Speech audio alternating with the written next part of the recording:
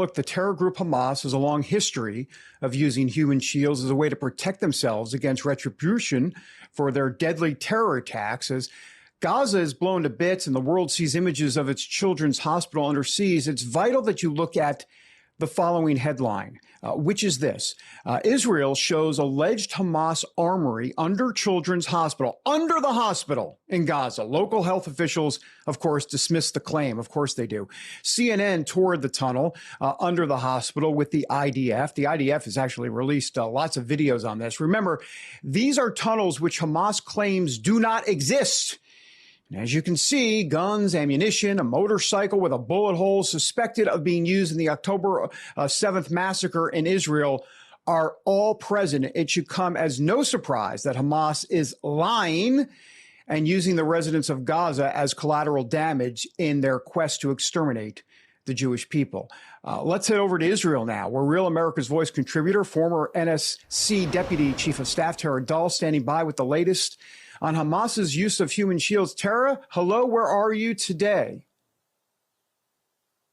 Good morning, David. We are just south of Jerusalem this morning, and that what you said is exactly true, that actually Hamas has been using that hospital as one of their headquarters, and they have been using the patients in that hospital as their human shields to protect Hamas. And so that is what they have always done. Like you said it so well, that they use the women, they use the children. I was speaking with the IDF spokesperson yesterday, and he was telling the story of how they used 100 women and children to walk in front of Hamas and be in between Hamas and the IDF so that they will use them to get the fire instead of the Hamas fighters. That's just what they do.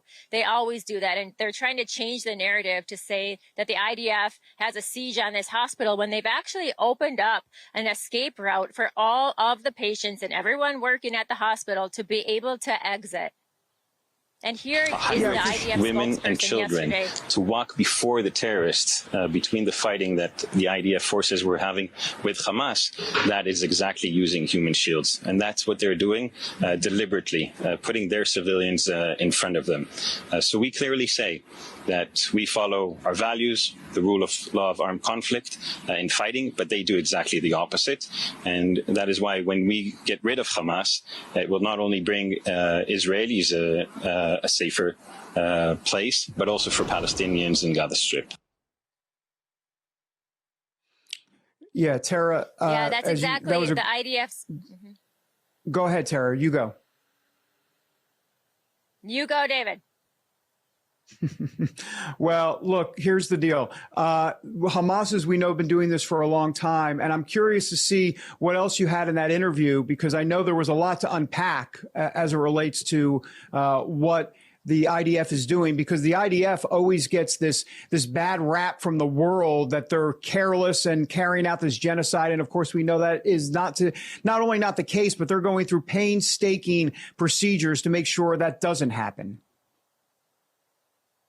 That's exactly what they were doing. And I also talked to the IDF spokesperson about Hezbollah, and I'm not sure if we have that shot or not, but that was also a significant interview. So let's play that shot. This has also been very clear with our counterparts, the Americans, in saying, don't get involved. We are ready, and if needed, we will act forcefully to dismantle that threat. We're also making it very clear that the day after, we will not allow Hezbollah to continue roaming that area like they did before the war. And yet, our focus is on Gaza, on dismantling Hamas, and we do not want to open another front right now, but we're ready for it if needed. David, like he said to the American counterparts, do not get involved. I thought that was very significant because there has been pressure. There were reports in middle of October that the Biden administration was saying, do not open another front, do not escalate this. But like he said, Hezbollah has killed civilians and soldiers. And he said, do not get involved, and that we are ready to respond with force if we needed to. And another key point that he said is if we do respond, it will not be the same. Hezbollah will not be able to operate in that southern Lebanon like they were prior to the war. And I thought those two key points, David, were very significant, kind of in the mindset of what they're thinking.